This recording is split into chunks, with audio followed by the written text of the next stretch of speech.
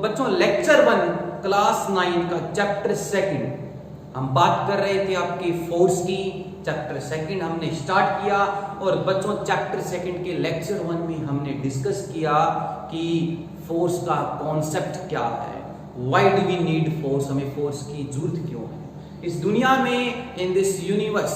If you want to change something in the state of an object, then the main reason to produce any change in the state of the object, and that is your force.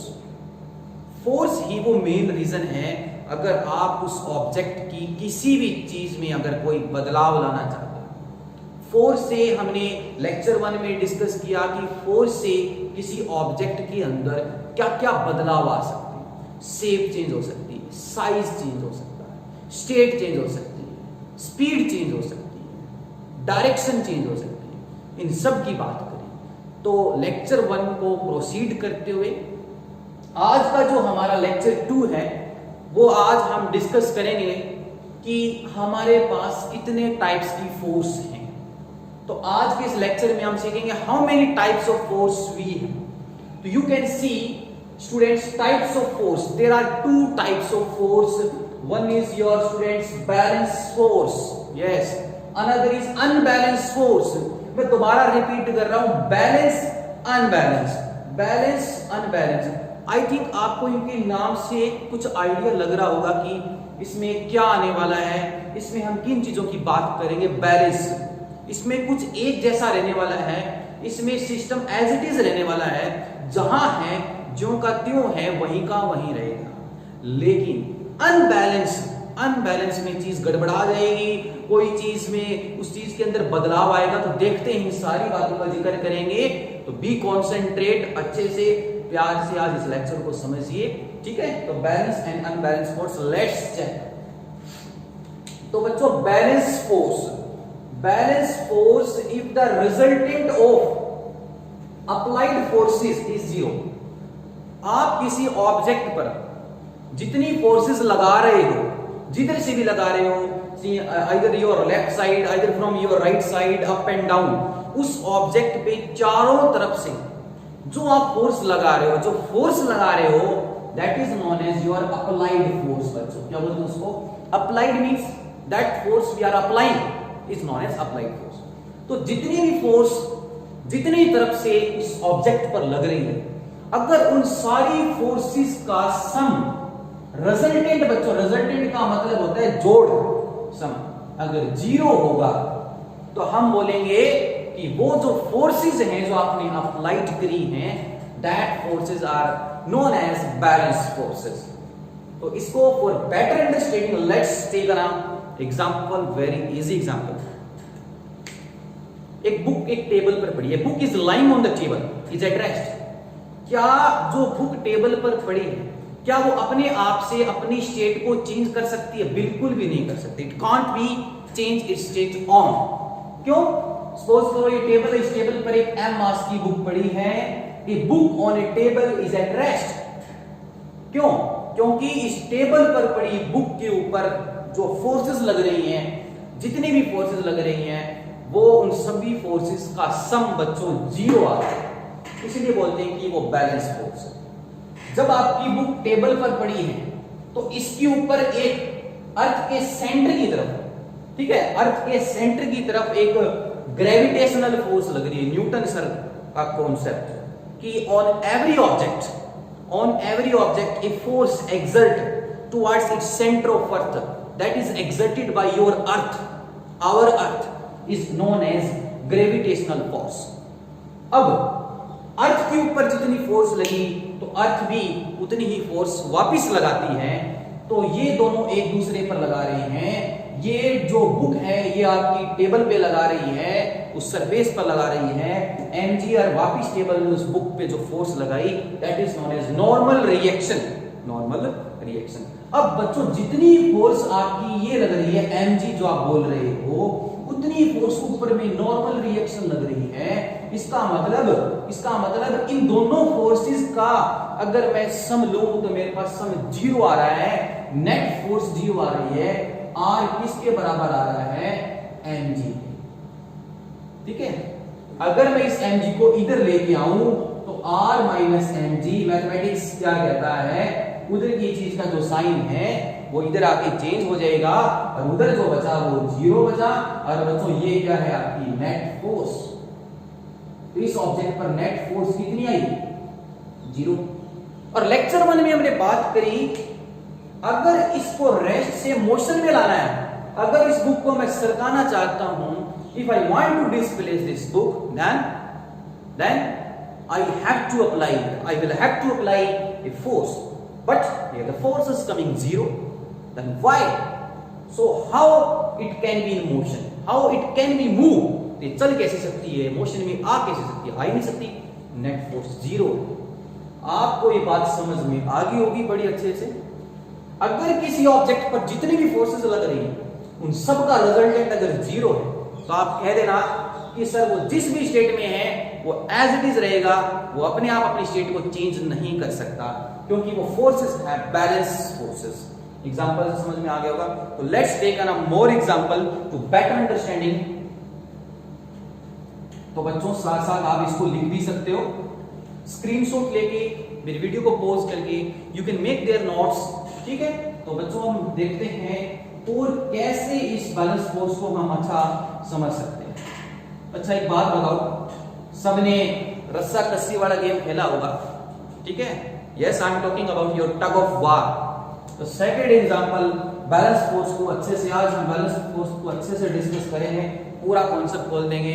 आगे से आप नहीं कहोगे कि balance force समझ में नहीं आई है सर। कितने भी एग्जांपल ले लो, सब एग्जांपल में आपको बढ़िया एग्जांपल जो है बेटर अंडरस्टैंडिंग से बात को समझ में आएगा कि yes this is the balance forces, ठीक है। तो इन ए टग ऑफ वार, एक टग ऑफ वार में क्या होता है, आई थिंक आप सभी ने खेला हो। टग ऑफ वार में 2 टीमें होती हैं, डेफिनेट पर्संस की, ठीक है, 8-8 पर्सन की, या कोई भी आप मान लो कि जितने भी पर्संस हैं दोनों तरफ 2 टीम्स होती हैं सेम पर्संस की, और उनके बीच में एक पॉइंट हम मार्क कर देते हैं। उस पॉइंट को या कोई येलो मार्क है, अगर उस येलो मार्क को जो टीम अपने पास ले जाएगी, ठीक है, दैट विल बी विनर। तो वो क्या होता है ये टग ऑफ वार। अब मान के चलो कि ये आपकी वो रस्सी है, ये रॉप है, ये आपका वो रेफरेंस मार्क है। इस साइड बच्चों जितने पर्संस लगे हैं, सपोज करो कि ये 3-3 पर्सन मैंने लगा रखे हैं, इधर भी मैंने 3 पर्संस लगा रखे हैं बच्चों, ठीक है। और ये आपका जो है बच्चों मार्क है, ये मार्क जिस साइड सरकेगा, ठीक है ना, where this mark displays that team will be your winner, ठीक है।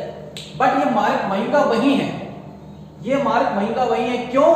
क्योंकि बच्चों ये तीनों पर्सन मिलके, ये टीम ए है, ये टीम बी है, ये दोनों टीम, ये टीम फोर्स लगा रही है इधर, तो इसको हमने मान लिया बच्चों फोर्स है, और ये टीम फोर्स लगा रही है उधर, ठीक है। लेकिन team A and team B, by team A and by team B, the magnitude of force भी कितनी लगा रहे हैं, F1 and F2 equal, but F1 and F2 in opposite direction, in their opposite direction, दोनों की directions opposite, तो minus है, दोनों की डायरेक्शन अपोजिट है लेकिन दोनों की वैल्यू सेम है। तो अगर मैं बात करूं कि इस रॉप के ऊपर, इस रस्सी के ऊपर नेट फोर्स बच्चों 0 लग रही है, क्या लग रही है, 0। It means the rope, your mark of your rope will not move either your towards team B और either towards team A, it will remain same position, at same position. इसका मतलब कि इसके ऊपर नेट फोर्स 0 है, ये जैसे की जैसी है, ये वहीं की वहीं रहेगी। तो आपको ये बात समझ में आ गई होगी कि बैलेंस फोर्स का मतलब क्या है। Balance forces are the forces where resultant of all forces is 0, ठीक है। तो I think you all have clear this concept, आप सभी को ये कॉन्सेप्ट क्लियर हो गया हो। अब हम बात करते हैं बैलेंस फोर्स से किसी ऑब्जेक्ट में, बैलेंस फोर्स से with the help of balance force या विद द बैलेंस फोर्स किसी ऑब्जेक्ट के अंदर चेंज आ सकता है कि नहीं आ सकता? बिल्कुल नहीं आ सकता। तो पहला आप लिख सकते हो, पहला पॉइंट इंपॉर्टेंट है कि बैलेंस फोर्सेस, जो बैलेंस फोर्स होती है बच्चों, वो किसी भी ऑब्जेक्ट की स्टेट के अंदर, किसी भी ऑब्जेक्ट की स्टेट के अंदर, जिस भी स्टेट में, उसके अंदर कोई चेंज नहीं लाती, कोई बदलाव नहीं ला सकती। तो balance forces don't cause any change, any, you can write down any change in state of the object. Okay, get it? उस ऑब्जेक्ट की स्टेट में कोई भी चेंज नहीं ला सकती, लेकिन एक काम कर सकती है, और वो क्या कर सकती है? बड़ा ही अच्छा काम कर सकती है। आपने बैलून फुलाया, आप जैसे बैलून को इन्फ्लेट करते हो, when you inflate balloon, air भरते हो उसमें, और जब आप उसको दोनों तरफ से प्रेस करते हो, दोनों तरफ से उसके ऊपर फोर्स लगाते हो, बराबर फोर्स लगा रहे हो, ये बैलून फूला हुआ है सपोज करो, उसके ऊपर मैं फोर्स दोनों हाथों से लगा रहा हूं, उसकी शेप चेंज हो रही है बैलून की, उसका साइज चेंज हो रहा है। तो बैलेंस फोर्स बच्चों क्या कर सकती है? ये कर सकती है काम। Balance force can change the shape and size of the object. तो बैलेंस फोर्स बच्चों किसी ऑब्जेक्ट की शेप चेंज कर सकती है और किसी ऑब्जेक्ट का साइज चेंज कर सकती है। Shape and size of object, इसको समझाने के लिए you can take an example that I have told you earlier. अभी जब मैंने आपको बताया वो आप लिख सकते हो। एग्जांपल में क्या लिख सकते हैं बच्चों? In the example you can write down when we apply the forces over both side of the balloon. Example लिख रहा हूं मैं इसका, when we applied forces over both side of the balloon, उस बैलून के दोनों तरफ जो मैं बच्चों फोर्स लगाऊंगा तो क्या होगा? Its shape and size gets change. तो बैलून का शेप और साइज जो है बच्चों चेंज हो जाएगा। Its shape and size gets change.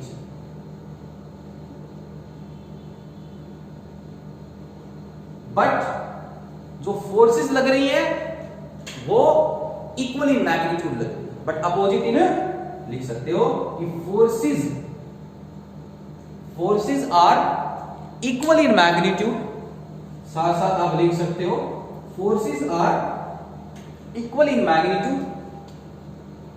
Forces जो है बच्चों आपकी इक्वल इन मैग्नीट्यूड होंगी।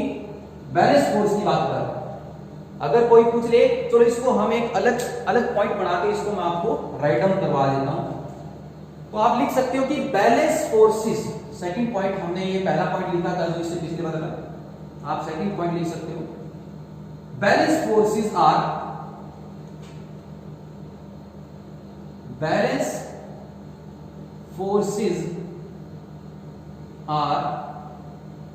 Equal in magnitude. बच्चों इक्वल इन, जो आपको समझ में आ गया होगा। अभी जो मैंने दो एग्जांपल, एक बुक वाला एग्जांपल लिया, एक आपका टग ऑफ वार वाला एग्जांपल लिया। Balance forces are equal in magnitude but opposite in direction.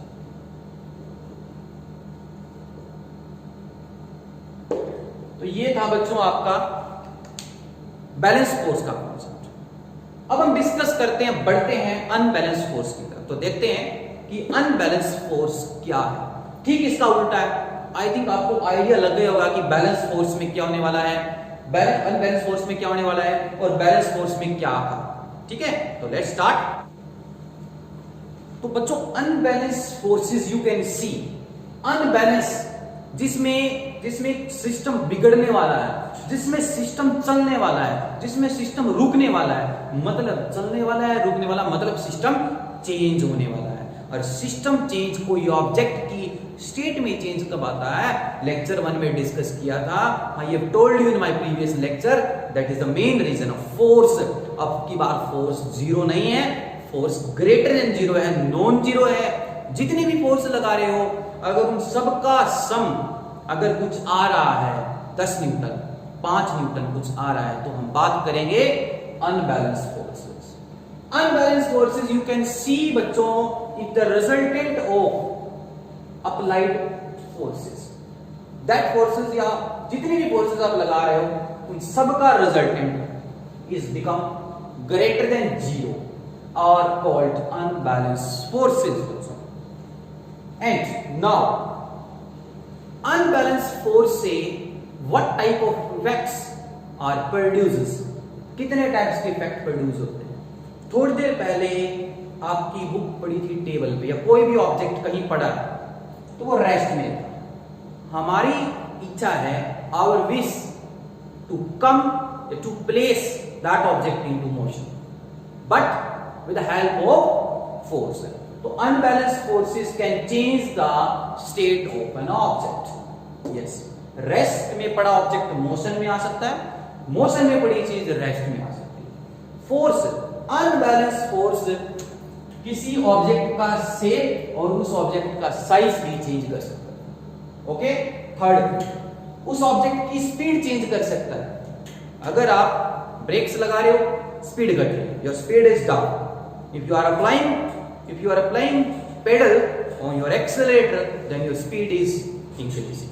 तो स्पीड किसी ऑब्जेक्ट की चेंज हो सकती है, डायरेक्शन चेंज हो सकती है। गाड़ी इधर चल रही है, थोड़ी देर में आपने अपना जो स्टीयरिंग है इधर किया, गाड़ी इधर होगी फिर इधर होगी। इसका मतलब क्या हुआ कि किसी भी ऑब्जेक्ट की अगर आप उसके अंदर कोई बदलाव लाना चाहते हो तो आप उस ऑब्जेक्ट पर जितने भी फोर्स लगा रहे हो वो सारी फोर्सेस का सम ग्रेटर देन 0 होना चाहिए। अगर 0 हो गया तो बॉडी जैसी है वो वैसी रहेगी, वो बैलेंस हो जाएगी, अदरवाइज वो अनबैलेंस हो जाएगी। तो I hope my dear students you all have understood today's lecture about balanced force and unbalanced force more clearly। तो अच्छे से नोट्स बनाएं, कहीं भी डाउट है ठीक है प्लीज कमेंट मी, ठीक है, इन योर कमेंट बॉक्स आपका सॉल्यूशन होगा, ठीक है। कहीं भी डाउट है तो मैं आपको वो सॉल्यूशन दूंगा। बने रहिए मेरे साथ। अगले लेक्चर में हम स्टार्ट करेंगे कॉन्सेप्ट्स जो हैं, इसकी हम बात करेंगे प्रैक्टिकल एप्लीकेशंस ऑफ फोर्स की, और हम बात करेंगे लॉज ऑफ मोशंस की। यस, मेन टॉपिक आने वाला है laws of motion, sir Newton का concept. Thank you to all of you, मिलते हैं अगले लेक्चर में।